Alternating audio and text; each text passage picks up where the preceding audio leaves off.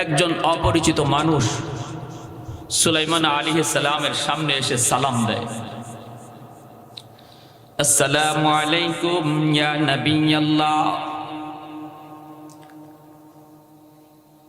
তিনি বলেন, ওয়া আলাইকুম আসসালাম। কে আপনি? আপনাকে কোনোদিন তো দেখি নাই। কি আপনার পরিচয়? কোথায় আপনার বাড়ি? কেন এসেছেন?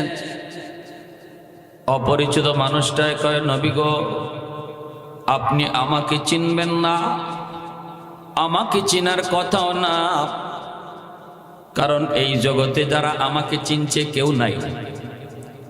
যারা একবার দেখে এটাই তার জীবনের শেষ দেখা হয়ে যায়, এজন্য আমাকে কেউ চিনে না, যারা চিনছে কেউ নাই। আমার নাম হলো মালাকুল মউত আজরাইল। আজরাইল আলাইহিস সালাম নাম শুনলেই সবারই ভয় লাগে, ঠিক না? সবারই ভয়, কারণ মালাকুল মউত আজরাইলের ডিউটি একটাই, শুধু জান কবজ করা। কে কোথায় দাঁড়ায় আছে, কার সামনে দাঁড়ানো, মালাকুল মউত আজরাইল এগুলা পরোয়া করেন না। আমি কি ঘরে নাকি ঘরের বাহিরে, আমি কি দোকানে নাকি গাড়িতে, আমি কি সন্তানের কাছে না মানুষের কাছে, কোনো পরোয়া নাই। যখন যার টাইম হয় মালাকুল মউত হাজির। সুলাইমান আলাইহিস সালাম তিনি অবাক হয়ে গেলেন, মালাকুল মউত আজরাইল, ও ভাই আজরাইল কেন এসেছো? কই, নবী গো, আমার কাম শুধু একটাই, ডিউটি আমার একটাই, শুধু জান কবজ, আমার আর কোনো ডিউটি নাই, ডিউটি নাই। আপনি প্রস্তুতি গ্রহণ করুন, আপনি এখনই তৈয়ার হয়ে যান, আপনার সময় শেষ গো নবী, আপনার জান কবজের হুকুম চলে এসেছে, আপনি এখনই প্রস্তুতি নেন। আল্লাহর পয়গম্বর সুলাইমান আলাইহিস সালাম তিনি বলতেছেন, ভাই আজরাইল, একটু সময় আমাকে দিবানি? ওই যে দেখো আল্লাহর ঘর বাইতুল মুকদ্দাসের নির্মাণ কাজ চলতেছে, জিন্নাতের দ্বারা নির্মাণ কাজ করাইতেছি, এখনো আল্লাহর ঘরের কাম শেষ হয় নাই। যদি আমার ইন্তেকাল হয়ে যায় তাহলে জিন্নাতরা বাকি কাজটা করবে না, কাউকে ওরা ভয় পাবে না, ওদেরকে ভয় দেখায় দেখায় কাজ করাইতে হয়। এ ভাই আজরাইল, একটু সময় চাই আল্লাহর ঘরের খাতিরে, আমার ফ্যামিলির জন্য নয়, সন্তানের জন্য নয়।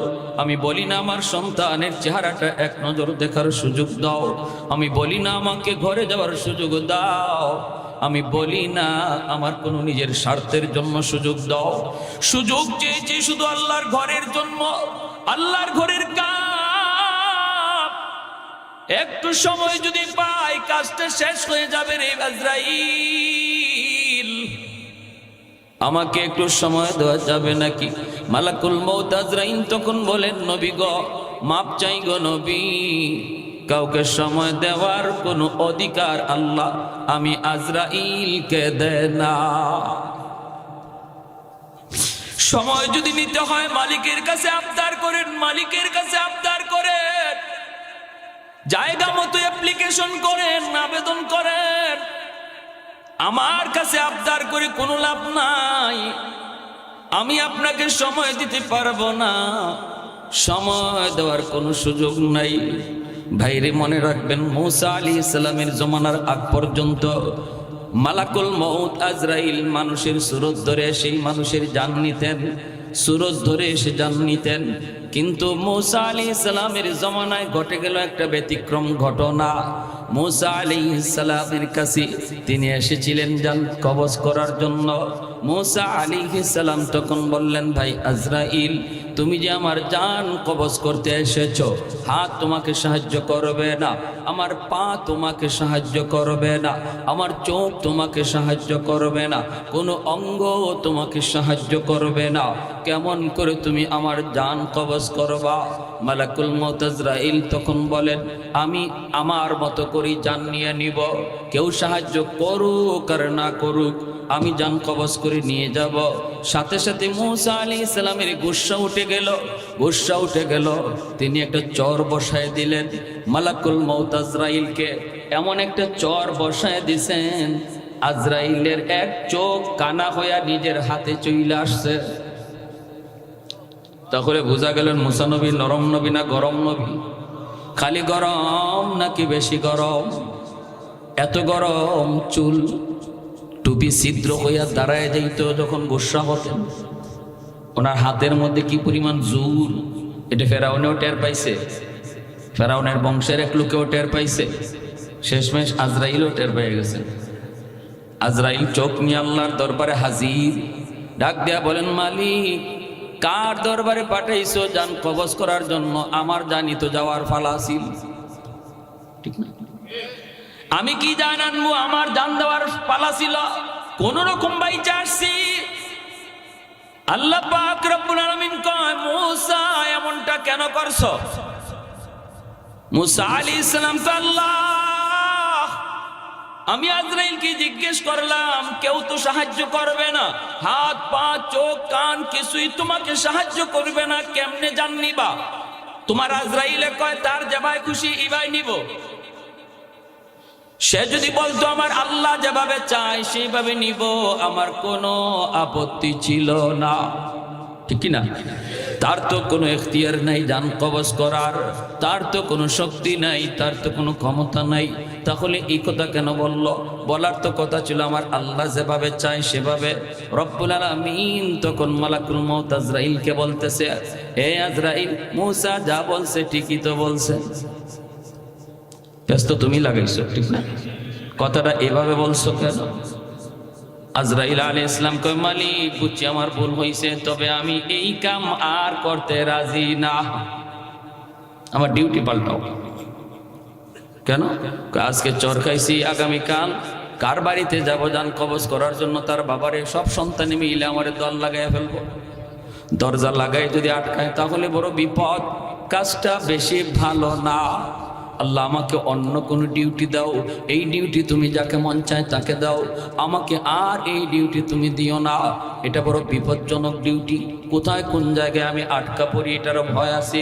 রব্বুল আলামিন কয়, আজরাইল থামো থামো, ডিউটি তোমারই করা লাগবে, তবে সিস্টেম পাল্টাবো। সিস্টেম কিভাবে? আর তোমাকে কেউ দেখবে না, অদৃশ্য অবস্থায় তুমি হাজির হবে, অদৃশ্য অবস্থায় তুমি জান কবজ করে নিয়ে আসবে। আজরাইল আলাইহিস সালাম কয়, মালিক গালি শুনবে কে? জানটা নেওয়ার পরে আমাকে গালাগালি করে, আজরাইলের আর কোনো কাম নাই। আমার আব্বারে নিয়ে গেল, আমার সন্তানটারে নিয়ে গেল, যা খুশি গালাগালি আমাকে করে।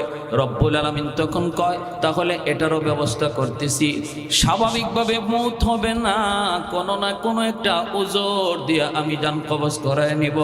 কারো জ্বর, মাথা ব্যথা, টাইফয়েড, স্ট্রোক, হার্ট অ্যাটাক, এরকম কোনো অসুবিধার মধ্যে অসুস্থতা দিয়া, কাউকে অ্যাক্সিডেন্টের মধ্যে ফালাইয়া, কোনো না কোনো একটা সুরতে, কোনো না কোনো একটা উসিলায় তারে অসুস্থ বানায়া আমি আল্লাহ আমার দরবারে নিয়ে আসবো। তুমি শুধু জানটা নিয়ে আসবা। কেউ বলবে না আজরাইল নিয়ে গেছে, কইব কেমনে মরছে, কই গাড়ি অ্যাক্সিডেন্টে মারা গেছে, কেমনে মরছে, স্ট্রোক করে মারা গেছে, আর তোমাকে কেউ দোষারোপ করবে না। আজরাইল আলাইহিস সালাম তখন ডিউটি হাতে নিলেন। ভাইরা বন্ধুরা, সুলাইমান আলাইহিস সালামের জমানায় তিনি তো মানুষের সুরত ধরে জান কবজ করতে এসেছেন। আল্লাহর পয়গম্বর অনুমতি চান, কিন্তু তিনি তো অনুমতি দেন না। আল্লাহর কাছে আপনি সময় চান, আল্লাহর কাছে সময় চাইলেন, ডাক দিয়ে বলেন, মালিক আমি তোমার ঘরের খাতিরে অল্প কিছু টাইম চাই। আল্লাহ, যদি আমার এই মুহূর্তে জান কবজ হয়ে যায়, জিন্নাতগুলি তোমার ঘরের কাম তারা করবে না, অসমাপ্ত কাজ হয়ে যাবে। আল্লাহ, আমাকে একটু সময় দেওয়া যায় কিনা? রব্বুল আলামিন কয়, এ সুলাইমান, না না, যার যখন টাইম হয়ে যায়, ইযা জাআ আজালুহুম লা ইস্তাখিরুনা সাআতাও ওয়া লা ইস্তাকদিমুন, যার যখন টাইম হয়ে যাবে বিন্দু পরিমাণ এদিক সেদিক করা হবে না। টাইম হয়ে গেছে, তুমি রেডি হয়ে যাও। সুলাইমান আলাইহিস সালাম কয়, মালিক, তাহলে তোমার ঘরের কাম কেমন করে শেষ হবে? আল্লাহ পাক কয়, সুলাইমান, এই কাজটা কেমন করে শেষ হবে সেটা আমি আল্লাহ দেখতেছি। তোমার রূহ কবজ হয়ে যাবে, যেইভাবে তুমি দাঁড়ায় আছো এইভাবেই তোমার কবজ হয়ে যাবে। দেহটাকে আমি আল্লাহ মাটিতে ফালাবো না, এই দেহটাকে আমি আল্লাহ যেইভাবে লাঠিতে বর দেওয়া আছে এইভাবেই তোমার দেহটা রেখে দিব। জিন্নাতরা মনে করবে তুমি জীবিত, তুমি দেখতেছ, তুমি সব কাজ ফলো করতেছ, চোখগুলাও তোমার খোলা থাকবে, লাঠিতে বর দেওয়াও তোমার টিকে থাকবে। বডিটা আমি পচাবো না, গলাবো না, মাটিতেও ফালাবো না। জিন্নাতরা দেখবে তুমি সোজা দাঁড়ায় দাঁড়ায় কাজ দেখতেছ, যতক্ষণ পর্যন্ত কাজ শেষ না হবে আমি আল্লাহ তোমার মৃত দেহটাকে এইভাবেই দাঁড় করায় রাখব। আর একটু জোরে কই সুবহানাল্লাহ। এটা আল্লাহর পক্ষে সম্ভব কিনা? আল্লাহ পারেনি না পারে না? এই ক্ষমতা আল্লাহর আসেনি না না? কাদিরে কুদরত দারি বরকামাল, আন্তা রব্বি আন্তা হাসবি যুল জালাল, আন্তা রব্বি আন্তা হাসবি যুল জালাল। আল্লাহ পাক চাইলে সব পারে। মানুষ যা পারে না পারে কে? মানুষ যা দেখে না দেখে কে? মানুষ যা শুনে না শুনেন কে? আমার ভাইরা, বন্ধুরা, যুবক, যেই মাত্র আল্লাহর পয়গম্বর আল্লাহর কাছ থেকে এই পদ্ধতিটা তিনি জেনে গেলেন, সাথে সাথে তিনি বলেন, মালিক, আমি রাজি। আমি তো মরণ ডরায়া পিছপা হই নাই, কারণ মুমিনের জন্য মরণ কোনোদিন ভয়ের বস্তু নয়। মরণকে ভয় পায় বেঈমান, মরণকে ভয় পায় কাফির কুফার। মুমিন মরণকে ভয় পায় না, কারণ আল্লাহর নবী বলেন, তুহফাতুল মুমিনে আল মাউত, মুমিনের জন্য মরণ হলো আল্লাহর পক্ষ থেকে উপহার। কাফির কুফার মরণকে ভয় পায়, কারণ মরণের পরে ওদের কোনো জীবন নাই। মরণের পরে ওদের শুধু শাস্তি আর শাস্তি, শাস্তি আর শাস্তি।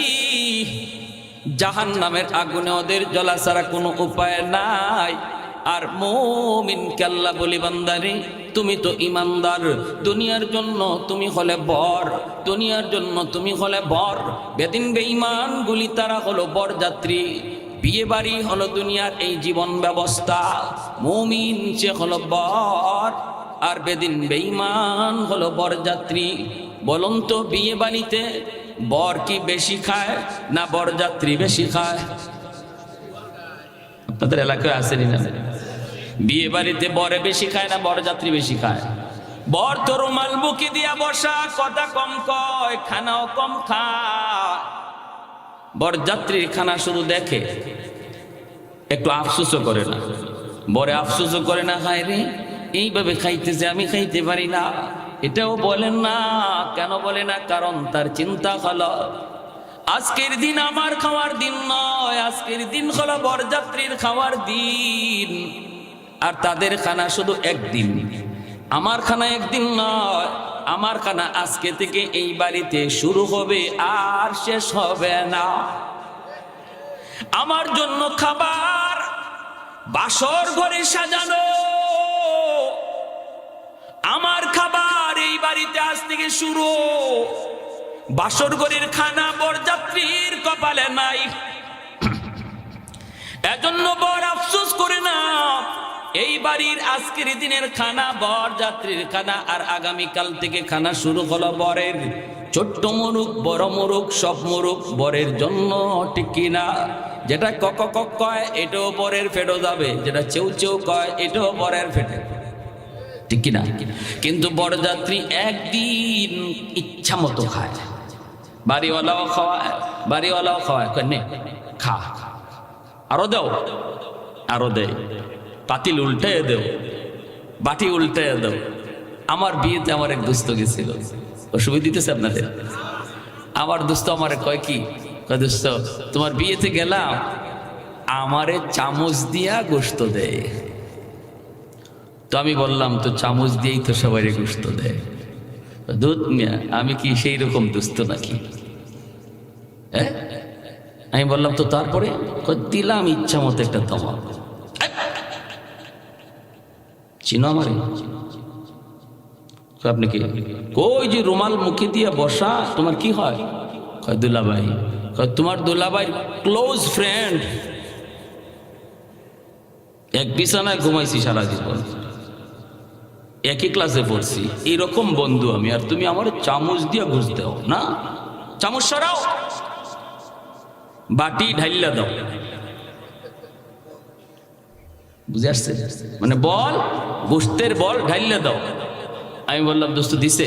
কয় না দোস্ত, কল লগে লগে দেরি নাই, একদম বল ঢাইলেই দিছে। খাইছ? জনমের খাওয়া খাইছি। আমারে কয় দোস্ত মাঝে মাঝে আমি তোমার দিকে চাইয়া হাসি, তুমি আমি কি খানাটা খাইতেছি আর তুমি এখনো রুমাল দিয়ে বসা, তোমার সামনে কিছু দেই না। মাঝে মাঝে আমার মনে হয়েছে কি আজকে মনে হয় তুমি আমাকে উসিলায় খাইতে আইছো। আমি বাহ, ভালো দিক, তোমাকে উসিলায় আমি খাইতে আইছি। কই এমনই তো মনে হইল, যা খানা দিতেছে খালি আমাদেরকেই দেয়, তোমার দিকে যাই না। আমি কইলাম যদি আমি রাগ কইরা এই বিয়ের আসর থেকে বিয়া না করে চলে যেতাম, তখন তোমার বাটি দিয়ে ঘুষ খাওয়াইতো নি? কি করেন আপনারা? হঠাৎ করে মেয়ের বাবা আসছে, মেয়ের চাচা আসছে, আইসা দেখে বর নাই। কি ব্যাপার? বরযাত্রীরা ধুম খাইতেছে। কিরে বর কই? বর দিয়ে কি করবেন আপনি? বরযাত্রীরা কয় বর দিয়ে কি করবেন, আমাকে দেখেন না? ও গেছি গা রাগ কইরা, ও নাকি বিয়ে করবে না। বলুন তো এমন কোন মেয়ের বাপ আছে যে এই সময় বরযাত্রীর আদর করে খাওয়াবে? কইব ঝাড়ুটা কই আছে তাড়াতাড়ি, ঠিক কিনা? কইব ঝাড়ু কই আছে? তো আমি বললাম দোস্ত যদি আমি রাগ করে যাইতাম তাহলে দেখতাম তোমার বাটি ডাইলে আর পাতিল ডাইলে কেমনে খাওয়ায়। আল্লাহ রাব্বুল আলামিন বলে, এ মুমিন ঈমান ওয়ালারা, এই দুনিয়া হলো একটা বিয়া বাড়ি, আর এই বিয়া বাড়িতে সমস্ত বেদিন বেঈমান কাফির কুফফার যা আছে সব বরযাত্রী, আর তোমরা হলে বর। বিয়ে বাড়িতে বর যেমন খায় না, টার্গেট তার সামনের খানা, এই দুনিয়া নামক বিয়ে বাড়িতে মুমিন তোমরাও কম খাও, আর বেদিন বেঈমান কাফির কুফফার এদের খানা একদিন, বিয়া যেদিন এই দিন। এজন্য ওরা যা চাইতেছে আমি আল্লাহ ওদেরকে তাই দিতেছি, ঠিক না? ওরা যা চাইতেছে তাই দিচ্ছি। কি চাও নাও, কেমনে ঘুরতে চাও নাও, কেমনে উঠতে চাও নাও, বিল্ডিং কেমনে বানাইতে চাও নাও। দুনিয়ার যা চাওয়া সব আল্লাহ যেন বেঈমানরা দিয়ে দিছে। কেন? কারণ এদের এই চাওয়া পাওয়া মাত্র কয়দিন? জোরে কন, একদিন। আর ইমানদারকে বলেন তোমরা একটু কম খাও, তোমাদের খানা বাসর ঘরে মানে জান্নাতে। জোরে কোন সুবহানাল্লাহ। তোমাদের খানা জান্নাতে, তোমাদের খানা শুরু হবে আর শেষ নাই। বেঈমানের খানা মাত্র একদিন। দুনিয়া যেদিন আছে, যতদিন আছে এতদিন, আখিরাতের তুলনায় একদিনও না। সেটা দুনিয়ার হায়াত আখিরাতের হায়াতের তুলনায় এক সেকেন্ডও না। এতটুকু সময় ওদেরকে খাইতে দাও, এরপরে ওদের কপালে খানা নাই, শুধু ঝাড়ুর পিঠা আছে। আর তোমাদের খানা শুরু হবে আর শেষ নয়, আজীবন চলবে। তার নাম হলো জান্নাত। জোরে কোন সুবহান, আরো জোরে কোন সুবহান। এজন্য আমার ভাইরা বন্ধুরা, আল্লাহ পাক রব্বুল আলামিন মুমিনদেরকে বলতেছেন তোমরা হলে বর, বেদিন বেঈমান গুলো হলো বরযাত্রী। ওরা যা চাইতেছে আমি আল্লাহ ওদেরকে তাই দিচ্ছি। এদের দিকে তাকায় তোমরা লোভ করবা না। তোমাদের আসল খানা হলো জান্নাত, আসল খানা হলো জান্নাত রে।